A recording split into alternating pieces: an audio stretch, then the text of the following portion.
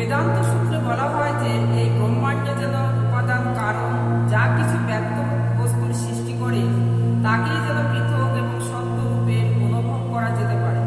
ঠিক যেমন বস্ত্র সৃষ্টি করে যে সুতা, সেগুলিকে তাদের যেন উৎপাদিত বস্তু থেকে যেন পৃথক রূপে অনুভব করা যায়। সাধারণ কারণ বস্তু থেকে যেন পৃথক রূপে অনুভব করা যায়।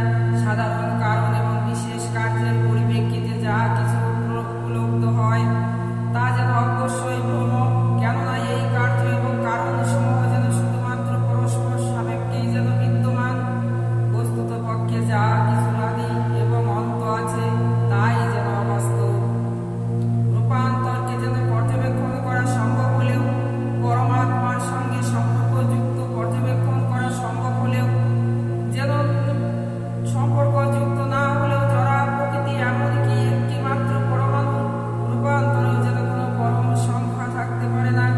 বাস্তবিক পক্ষে যেন অস্তিত্বশীল বলেই স্বীকার করতে হলে যে কোনো বস্তুকে অবশ্যই শুদ্ধ আত্মার মতোই নিত্য অপরিবর্তিত চিৎ গুণকে যেন ধারণ করতে হবে। পরম সত্য কোনো জড়ীয় যেন দ্বৈত ভাব নেই।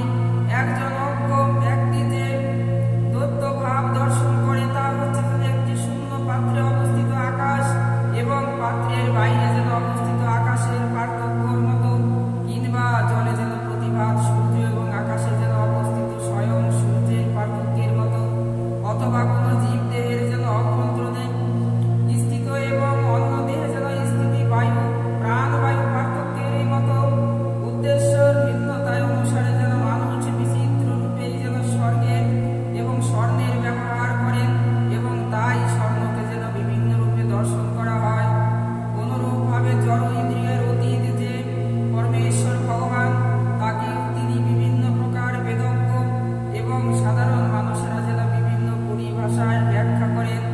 যদিও মেঘ হচ্ছে সূর্যেরই সৃষ্টি এবং সূর্যের দ্বারাই যেন সৃষ্ট হয়, তা সত্ত্বেও যেন সূর্যের আরেকটি অংশ বিস্তার এই দর্শনকারী চক্ষুর পক্ষে তা যেন অন্ধকার সৃষ্টি করে। অনুরূপভাবে পরম সত্যের একটি বিশেষ সৃষ্টি এই যে জড়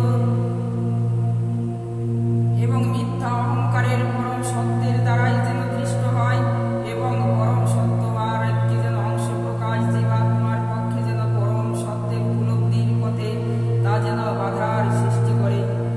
মূলত সূর্য থেকেই সৃষ্ট মেঘ যখন বিচ্ছিন্ন হয়ে যায়, চক্ষু তখন যেন সূর্যের প্রকৃত রূপকেই যেন দর্শন করতে পারে। অনুরূপভাবে যেন জীবাত্মা যখন দিব্য বিজ্ঞানের জিজ্ঞাসার মাধ্যমে তার মিথ্যা অহংকারের আবরণকে ধ্বংস করতে পারে, তখন তিনি তার আদি স্বরূপ যেন চেতনাকে অনুসরণ করতে পারেন। হে মহারাজ, যেন পরীক্ষিত বিবেক বিচারে জ্ঞান রূপ হাতিয়ার দিয়ে যেন আত্মার বন্ধন সৃষ্টিকারী যেন ব্রহ্মাত্মক এই যে মিথ্যা অহংকার যখন ছিন্ন হয় এবং মানুষ যখন পরমেশ্বর ভগবানের অচিন্ত উপলব্ধি বিকশিত করেন, তখন তাকে যেন জড় জগতের অভ্যন্তরীণ প্রলয় বলে।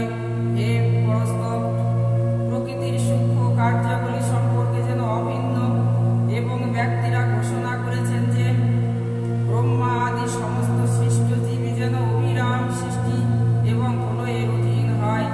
সমস্ত জড় জাগতিক বস্তু যেন রূপান্তরিত হয় এবং অবিরাম দ্রুত যেন প্রবল কাল প্রবাহের দ্বারা ক্ষয়প্রাপ্ত হয়। জড় বস্তু সমূহে যেন তাদেরই অস্তিত্বের যে সকল স্তর প্রকাশ করে, সেগুলি হচ্ছে তাদের সৃষ্টি এবং প্রলয়ের নিত্য কারণ। পরমেশ্বর ভগবানের নৈমিত্তিক প্রতিনিধি আদি অন্তহীন কালের দ্বারা যেন সৃষ্ট এই যেন অবস্থাগুলি দৃশ্য নয়, ঠিক যেমন বাহুল্য আকাশের গ্রহ নক্ষত্রের অবস্থার অতি সূক্ষ্ম তাৎক্ষণিক পরিবর্তনকেই যেন সরাসরিভাবে প্রত্যক্ষ করা যায় না। এইভাবে কালের গতিকে যেন নিত্য এবং নৈমিত্তিক, প্রকৃত এবং অভ্যন্তরিক এই যে চার প্রকার যেন প্রলয়ের ভিত্তিতে যেন বর্ণনা করা হলো। হে প্রশিষ্ট, আমি শুধু যেন সংক্ষেপে তোমার কাছে জগৎ স্রষ্টা এবং সমস্ত অস্তিত্বের পরম উৎস ভগবান শ্রী নারায়ণের এই সকল যেন লীলা কথা বর্ণনা করলাম। এমন কি ব্রহ্মা স্বয়ং সম্পূর্ণরূপে যেন এই সকল লীলা বর্ণনা করতেন।